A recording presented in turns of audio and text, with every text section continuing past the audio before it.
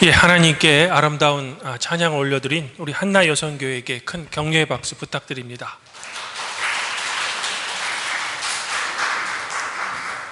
하나님 우리 아버지와 우리 주 예수 그리스도로부터 오는 은혜와 평강이 오늘 주일 공동 예배에 참석하신 모든 교회에게 함께 있기를 바랍니다. 성도 여러분, 몇 년 전 종교 분야 베스트셀러 중에는 2021년에 안타깝게 소천한 데스몬드 투투 대주교의 용서 없이 미래 없다라는 책이 있었습니다. 투투 대주교는 이 책에서 자신이 남아프리카 공화국의 진실 화해위원장으로 봉사했던 자기의 경험, 그리고 진정한 화해를 위한 회복적 정의에 대해 아주 진솔한 언어로 쓰고 있습니다. 그래서 많은 사람들이 이 책으로 영감을 받았다라고 합니다. 이처럼 용서와 자비는 우리 그리스도인들에게는 매우 중요한 주제입니다. 종교개혁자 마틴 루터도 죄의 용서가 없는 곳은 어디나 교회 밖이다 라고 말할 정도로 성도들의 모임인 이 교회에서 용서는 매우 중요한 주제죠.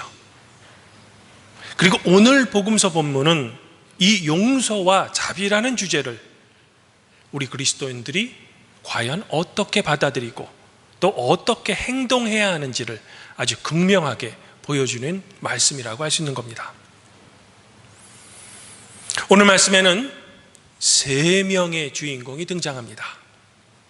가장 먼저는 주인인 임금, 그리고 이 주인에게 10,000달란트를 빚진 종, 그리고 마지막으로는 왕에게 10,000달란트를 빚진 이 종에게 100데나리온을 빚진 종의 동료, 이렇게 세 명이 등장하는 겁니다. 그런데 이 세 사람의 역할을 우리가 가만히 살펴보면 이 세 명 중에서 특별히 다른 두 사람과는 달리 10,000달란트 빚진 종의 역할이 가장 특징적입니다. 제 말이 무슨 말인가 하면 이 종은 다른 두 사람과는 달리 채무자이면서 채권자라는 겁니다. 반면에 주인인 왕은 오직 10,000달란트를 받을 채권자의 권리가 있으며 종에게 빚을 동료는 100달란트를 갚아야 될 채무자의 의무만 있는 거죠.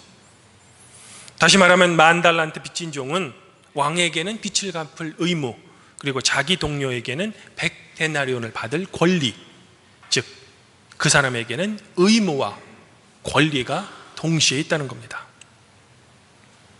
이처럼 오늘 비유에 등장하는 인물의 역할을 우리가 파악해 보면 오늘 비유에서 이 세 명의 역할은 거의 분명해 보입니다. 즉 임금인 주인은 하나님이시고요, 주인에게 10,000달란트를 빚진 자는 바로 우리 자신, 그리고 그의 동료는 우리의 도움이 필요한 이웃이라고 할 수 있는 겁니다. 성도 여러분들도 이미 잘 아시겠지만 우리는 하나님 앞에서는 분명 죄인입니다. 이러한 점은 올바른 그리스도인이라면 그 누구도 부정할 수 없을 겁니다. 특별히 오늘 비유에서 이 주인인 임금에게 갚을 빚의 크기가 10,000달란트나 된다는 점은 우리의 죄는 하나님께 용서받지 못할 아주 큰 죄라는 겁니다. 더욱이 25절에 종에게는 갚을 것이 없다라는 표현에서 우리는 이 종의 힘만으로는 도저히 해결할 수 없는 그런 삶의 문제라는 것을 어느 정도 알 수 있죠.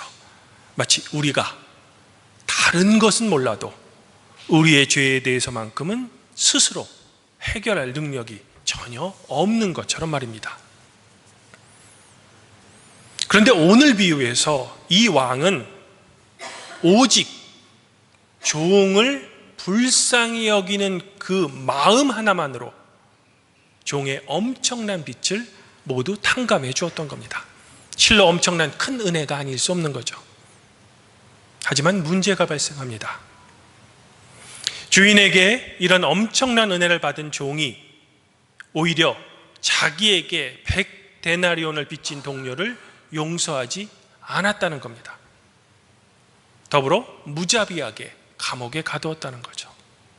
동료가 방금 전에 자기가 임금에게 처절하게 간청했던 참아주십시오, 제가 갚겠습니다라는 똑같은 말을 자기에게 했음에도 불구하고 이 종은 용서하지 않았다는 겁니다. 즉 자기와 똑같은 처지에 있음에도 불구하고 그 종은 동료를 용서하지 않았다라는 겁니다. 그러면 이 종은 자기의 주인인 임금이 자신에게 베풀었던 그 큰 자비를 왜 동료에게는 베풀지 않았던 걸까? 그냥 그 종의 타고난 인성이 원래 그랬었을까? 그럴지도 모르겠습니다. 그러나 제 생각에는 이 종이 자신의 동료에게 자비를 베풀지 않았던 가장 큰 이유는 임금이 자신을 위해 탕감했던 그 엄청난 10,000달란트의 가치가 얼마나 큰지, 바꿔 말하면 왕의 손해가 얼마나 큰지 전혀 알지 못했기 때문인 것 같습니다. 이른바 자기의 피부로는 전혀 느끼지 못했던 거죠. 여기서 우리가 절대로 놓쳐서는 안 될 점이 있습니다. 그것은 주인의 용서 또는 자비는 그냥 이루어진 것이 결코 아니라는 겁니다.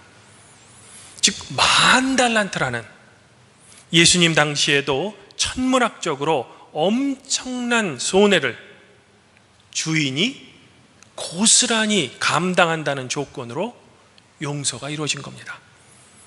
다시 말해 빚의 탕감에 대해서, 즉 그 종을 용서해 줌으로써 주인은 상상할 수 없을 정도의 엄청난 손해를 그냥 자신에게 맡겨졌다는 겁니다. 그리고 그 이유 하나란 오직 종을 불쌍히 여기는 주인의 자비로운 마음이 있다는 거죠. 이처럼 용서 자비는 베푸는 사람 쪽에서는 엄청난 값을 지불해야 한다는 겁니다. 손해를 주인이 온전히 감당해내야 한다는 거죠. 하지만 자기는 전혀 손해를 입지 않은, 아니 어떻게 보면 오히려 빚진 10,000달란트를 한순간에 탕감받은 그 종은 주인이 앞으로 온전히 감당해내야 할 그 엄청난 손해에 대해 그저 무감각했던 겁니다. 그도 그럴 것이 아무런 조건 없이, 즉 값없이 탕감받았기 때문이죠. 이러한 종이었기에 자기에게 100달란트 빚진 동료의 간구를 그는 매몰차게 거절했던 겁니다. 그런데 사실 그가 그렇게 할 수 있었던 이유도 있습니다. 왜냐하면 법적으로는 또는 사회 정의 측면에서는 전혀 문제가 없기 때문이죠. 왜냐하면 동료인 채무자는 채권자인 이 종에게 빚을 갚아야 할 의무가 있었기 때문입니다. 그러하기에 동료는 법에 따라서 감옥에 갇힐 수밖에 없었던 겁니다. 이러하니 그 악한 종은 나는 그저 법 또는 정의의 측면에서 했을 뿐이라고 나름대로 변명할 수도 있는 거죠. 사랑하는 성도 여러분, 그러나 우리 인간 사회에서는 오직 법과 정의의 문제로만 해결되지 않는 삶의 부분들도 너무나도 많습니다. 바로 이 때문에 우리 사회는 자비와 용서가 필요한 거죠. 물론 자비와 용서에는 반드시 그에 대한 엄청난 손해를 감당해내야 합니다. 그러므로 자비와 용서에는 반드시 그것을 받는 사람의 감사한 마음이 반드시 동반되어야 한다는 겁니다. 더불어 용서에는 진정한 사과가 전제되어야 된다는 겁니다.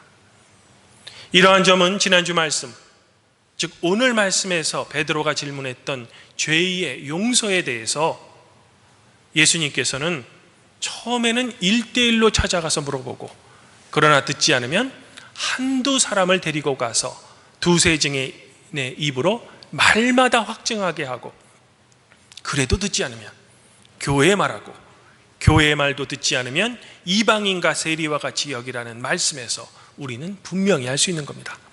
즉 용서는 죄의 진정한 고백을 반드시 전제로 하고 있다는 겁니다.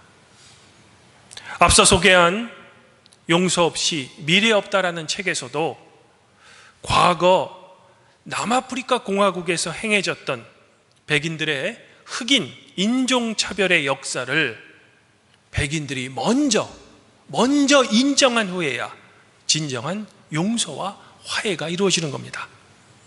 과거사의 진실에 대한 인정이 없다면 진정한 용서와 화해는 없는 겁니다. 그저 형식적인 용서만이 있을 뿐이죠. 이러한 점에서 오늘 비유에 등장하는 그 무자비한 종이 반드시 알아야만 했던 것은 바로 주인이 그 사람 때문에, 자기 때문에 입어야 하는 그 엄청난 손해에 대한 올바른 인식, 그리고 그에 대한 감사한 마음이었던 겁니다. 하지만 왠지 이 종은 주인이 감당해낼 그 손해와 감사에 대한 인식이 전혀 없었기 때문에 자기에게 빚진 그 동료에게는 자비를 베풀지 않았던 겁니다. 사실 이 종은 앞서 말씀드린 대로 자기의 동료에 대해서는 채권자였지만 그 주인에게는 채무자였다는 겁니다. 그러니 이 종은 그 어떤 사람보다 채무자로서의 압박을 더 잘 알았을 겁니다. 즉 자신에게 빚을 지고 있는 그 동료의 마음을 이 악한 종도 충분히 헤아릴 수 있는 처지였다는 겁니다. 쉽게 말하면 두 사람 모두 똑같은 처지였다라는 겁니다. 바로 이러한 점이 임금이 이 사실을 나중에 알았을 때 크게 노했던 겁니다. 그래서 주인은 이 종에게 이렇게 말하고 있는 겁니다. 아니, 법정적으로 이렇게 선포합니다. 내가 너를 불쌍히 여긴 같이 너도 너의 동료를 불쌍히 여기는 것이 마땅하지 아니한가. 성도 여러분, 그러면 이쯤에서 제가 성도 여러분들에게 한번 묻고 싶습니다. 이런 배은망덕해 보이는 종은 그저 오늘 예수님의 비유 속에서만 등장하는 인물일까? 즉 이야기 속에서만 나오는 가상의 인물일까라는 겁니다. 그렇지 않죠. 바로 하나님 앞에서 단독자로 서 있는 우리 자신의 모습일 겁니다. 우리 또한 우리의 능력이 아닌 오직 하나님의 자비와 우리를 불쌍히 여기시는 예수 그리스도의 십자가의 핏값으로 우리는 우리의 죄에 대한 채무자의 엄청난 압박으로부터 벗어났던 겁니다. 놀라운 은혜가 아닐 수 없죠. 그리고 이러한 은혜를 조금 어렵게 말하면 아무런 노력 없이 온전히 하나님의 자비로 말미암아 성도 여러분들은 의롭다라고 하나님의 법정에서 판결받았다는 겁니다. 이른바 칭의의 은혜라는 겁니다.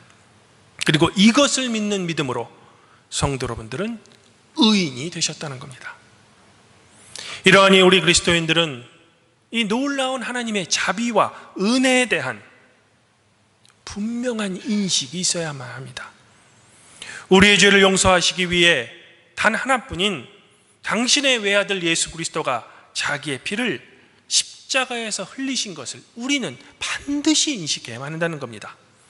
즉 칭의의 은혜는 우리 쪽에서는 값없이 받은 것이지만 하나님 쪽에서는 10,000달란트, 즉 우리의 주님이신 예수 그리스도가 아무런 대가 없이 자신의 하나뿐인 목숨을 담보로 우리의 죄를 대신 감당해 내셨다는 겁니다. 그러하니 우리는 하나님이 감당하셨던, 그리고 예수님이 감당하셨던 그 희생에 대한 감사한 마음이 반드시 우리는 있어야 하는 겁니다. 그리고 그 감사란 주여 주여를 목청껏 부르는 주여 삼창이 아닙니다. 저 같은 목사를 아주 특별히 잘 모시는 것도 아닙니다. 하나님께서 성도 여러분들에게 바라시는 진정한 감사는 바로 우리의 도움이 간절히 필요한 우리의 이웃에 대한 자비의 마음이며 이웃에 대한 사랑의 행동입니다. 이러하게 주님께서는 나를 사랑하신 것처럼 너의 이웃을 사랑하라 라고 우리에게 가르쳐 주신 겁니다. 그러므로 우리는 하나님께서 여러분들을 사랑하신 것처럼 여러분의 이웃을 우리는 사랑해야 한다는 겁니다. 주님 안에서 한영제 자매인 발복교회 성도 여러분, 이제 저는 마지막으로 한 가지를 덧붙이면서 저의 설교를 정리할까 합니다. 우리의 주님께서는 당신께서 가르쳐 주신 기도, 즉 주기도문에서 우리에게 죄를 지은 자를 용서해 주신 것처럼 하나님께서 우리의 죄를 용서해 달라라는 간구를 하나님께 하라고 우리에게 가르쳐 주셨습니다. 이를 뒤집으면 우리가 우리로부터 죄를 용서받아야 하는 사람을 만일 용서하지 않는다면 하나님께서도 우리의 죄를 용서하지 않으실 것이라는 거죠. 이런 까닭으로 오늘 복음서 말씀은 이렇게 끝나는 겁니다. 너희가 각각 마음으로부터 형제를 용서하지 않으면 나의 하늘 아버지께서도 너희에게 이와 같이 하시리라. 우리가 이웃을 마음으로부터 용서할 때 비로소 하나님께서도 성도 여러분들의 죄를 용서해 주신다는 겁니다. 왜냐하면 우리는 의인이기도 하지만 분명한 죄인이기도 하기 때문입니다. 그러므로 하나님께서는 이 용서의 문제에 적극적으로 개입하시겠다는 당신의 의지를 오늘 비유를 통해 우리에게 분명하게 알려주고 계신 겁니다. 오늘 시편 기자는 이런 자비와 용서의 하나님을 이렇게 노래합니다. 여호와는 긍휼이 많으시고 은혜로우시며 노하기를 더디하시고 인자하심이 풍부하시도다. 자주 경책하지 아니하시며 노를 영원히 품지 아니하시리로다. 우리의 죄를 따라 우리를 처벌하지 아니하시며 우리의 죄악을 따라 그대로 갚지는 아니하시나이다. 그러므로 아무쪼록 정치적으로나 감정적으로 서로 분열되고 양극화된 우리 사회에서 하나님께서 성도 여러분들에게 먼저 베풀어 주신 그 놀라운 은혜에 감사한 마음으로 서로에게 죄 지은 것이 있다면 가장 먼저 진정으로 죄의 고백을 하고 이 진정한 고백에 대해서는 서로 용서하시기를 저는 지금 소망해 보고 싶은 겁니다. 더불어 그 용서에 관해서만큼은 감사한 마음도 반드시 갖는 우리 발복교회 성도 여러분들이 되시기를 저는 함께 소망해 보고 싶습니다. 이러한 용서와 자비를 베푸는 성도 여러분들 자신과 여러분들의 가정 위에 주님의 크나큰 자비 그리고 놀라운 은총이 항상 함께 있기를 성부와 성령과 함께 지금도 우리를 용서하시고 죽기까지 우리를 사랑하시는 성자 우리 주 예수 그리스도 이름으로 간절히 축원드립니다. 그리하면 뭐든지 가기 위해 뛰어나신 하나님의 평강이 그리스도 예수 안에서 성도 여러분들의 마음과 생각을 지켜주실 것입니다.